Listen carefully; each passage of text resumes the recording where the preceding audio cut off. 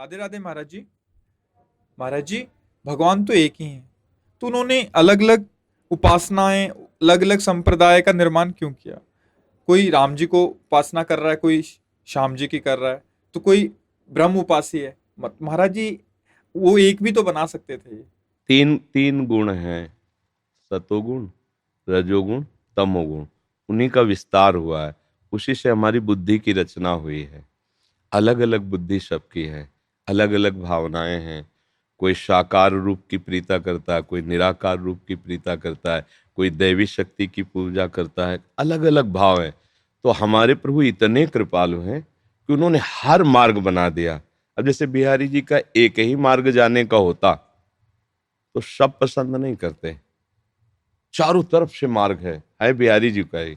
चारों तरफ से आप उधर से आइए तो उधर से आपको पुल से आना होगा, उधर से आए तो उधर से पुल से आना होगा। विद्यापीठ से भी जा सकते हैं, परिक्रमा मार्ग, चारों तरफ से मार्ग बना दिए गए हैं बिहारी जी ही।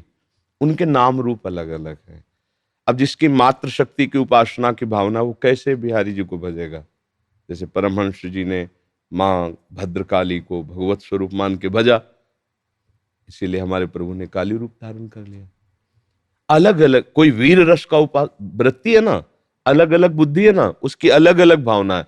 तो हमारे आचार्यों ने इस भाव को बड़ा सरस करके, अब जैसे कोई भगवान को अपना बालक भाव में, पुत्र नहीं है, अब उसने सोचा मैं भगवान को पुत्र बनाऊं। अब भला इतना बड़ा ईश्वर कैसे पुत्र बन सकता है तुम्हारा? तुम एक छोटे से जीव हो, वो अनंत ब्रह्मांडों का पिता कैसे बन सकता है? तो बोले आचार्य के रूप में प्रकट होकर बता रहे हैं ऐसे बन सकता है वो। ऐसे मंत्र जपो, ऐसे भाव करो।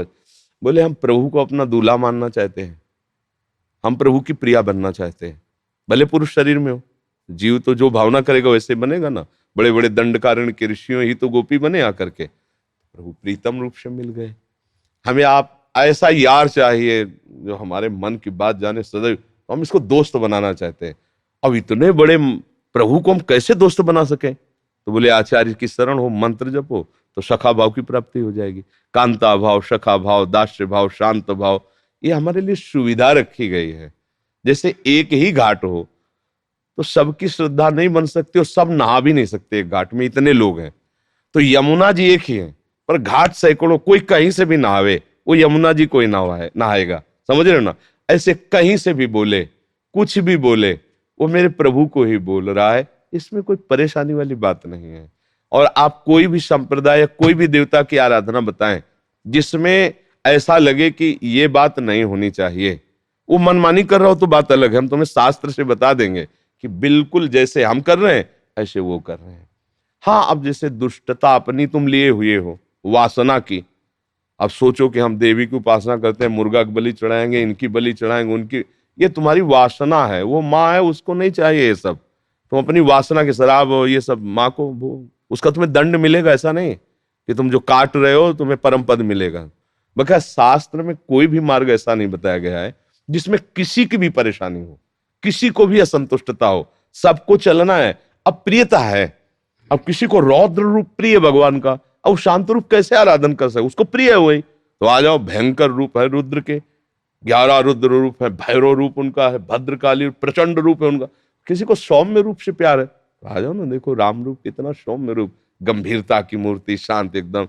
किसी को थोड़ा प्रेमी रूप चाहिए, आइए श्री कृष्ण की तरफ, आनंद मगन मन, हर समय जो है रस बरसाते। तो ऐसे ही हमारे वही प्रभु विविध रूपों में अवतरित होकर के विविध भावनाओं वालों को सुख प्रदान कर रहे हैं। इसमें तो हमारे लिए सुविधा हो गई, असुविधा तो है ही नहीं ना। अब ये जो एक उपासना को बड़ा मानकर छोटे दूसरे को मानकर लड़ते झगड़ते हैं, ये बातें उपासना में, किसी भी उपासना में नहीं, किसी आचार्य ने नहीं कहा, किसी ने नहीं कहा। ये सब हमारी तुम्हारी अहंकार की वृत्तियां और कुछ नहीं है, ये शास्त्र में नहीं लिखा है। बस भाई इतना ही समझ लो, सारे झगड़े इसी से होते हैं, मूर्खता से, अहंकार से। नहीं, जब भक्ति आती है ना हृदय में, तो सब में जिस भावना से हम चलते हैं, अगर हम देवी की भावना से चलते हैं तो सब में मां नजर आती है, भगवान की भावना से चलते सब में भगवान नजर आता है, राम की भावना से चलते सब में राम नजर आता है। कहीं हमें कोई ऐसा आज तक नहीं मिला जहां हमको ये लगता हो कि ये गलत है। जो अहंकारी है, अज्ञानी, वो गलत है, ये कहीं का भी हो, कहीं का भी नहीं। तो हर सिद्धांत शास्त्रों का भगवान की तरफ सहज सरल होके ले जाता है। आपको समझ में आया?